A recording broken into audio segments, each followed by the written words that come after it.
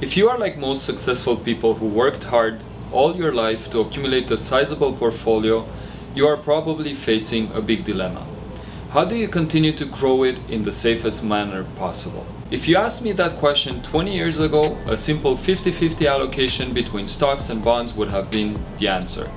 The reality today is that bond yields are at historically low levels. If a 10-year US government bond was paying 15% per year at the beginning of the 80s, or 7.5% in the 90s, this year it pays just above 0.5%. So how do you protect your money and make sure it continues working for you and your family just as hard as you did? Hi, my name is Darius Muica, a senior investment advisor with Noor Private Wealth. If you are new to my channel, I focus on helping clients build wealth in the most tax-efficient manner possible. In today's video, I will show you why high and ultra-high net worth individuals are following in the footsteps of pension funds in search of low volatility returns. So let's jump right in.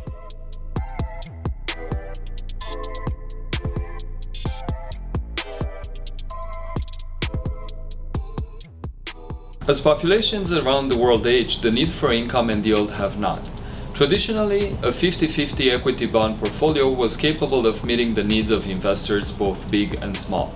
Bonds were yielding mid-high single digits and made more than enough return for pension funds and high net worth clients to get the returns they needed. As interest rates have dropped, it has become harder and harder to get adequate returns without taking on too much volatility. Due to the low interest rate environment, smart money had to find other ways of generating income and minimizing volatility. As pensions and institutional money have changed the way they invest, high net worth families do as well. For the past few decades, pensions and institutional money have been increasing their allocation to alternatives. Take the CPP for example. If in the late 90s it was 100% in government bonds, now it has 24% in real assets and growing. So why this trend? When alternatives are talked about, they are most commonly referred to commodities, private equity, private real estate, hedge funds, and private debt. In today's video, I will be focusing on private real estate. Endowments, pension funds, and high net worth family private office money have a good allocation to private real estate. Pension funds allocate anywhere from 20 to 30% in private real estate. Why, you might ask? First of all, private real estate is the highest quality real estate in the world. It's 95% of the real estate market, it's bricks and mortar, a direct ownership in the buildings. And secondly, because private real estate provides steady returns in good and bad markets. Since private real estate is not publicly traded on an exchange, you don't have that panic selling. Institutions are far more patient than the retail investor, and all the properties in private real estate are core and core plus, meaning high quality buildings in prime locations. Think of First Canadian Place in Toronto on Bay Street as an example.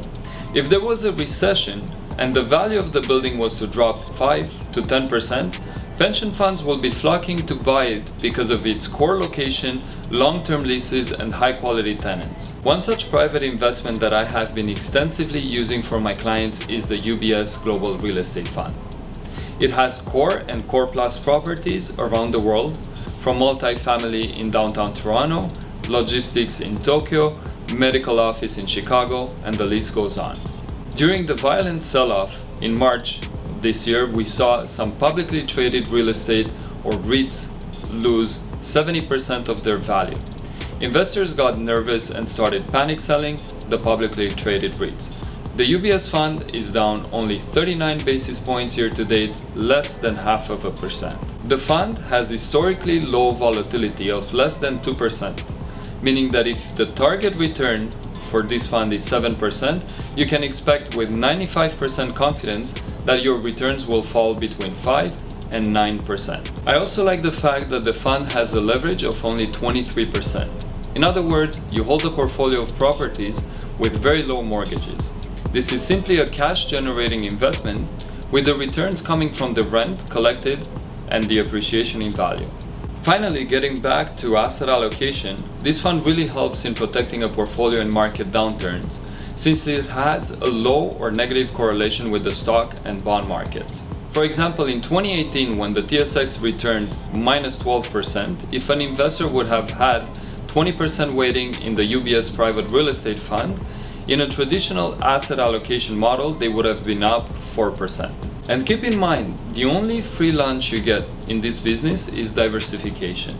This is truly global fund with only 4% weighting in Canada. Not to put Canada down, but we really are a small dot on the map in terms of global real estate, and this fund gives you access to premium global properties. That's it for today's video. I hope you found it valuable, and if you haven't done that already, make sure to hit the like button. And if you want to see more videos like this one, don't forget to subscribe to my channel so you don't miss out on anything important. If you have any questions or you want more information, leave a comment below.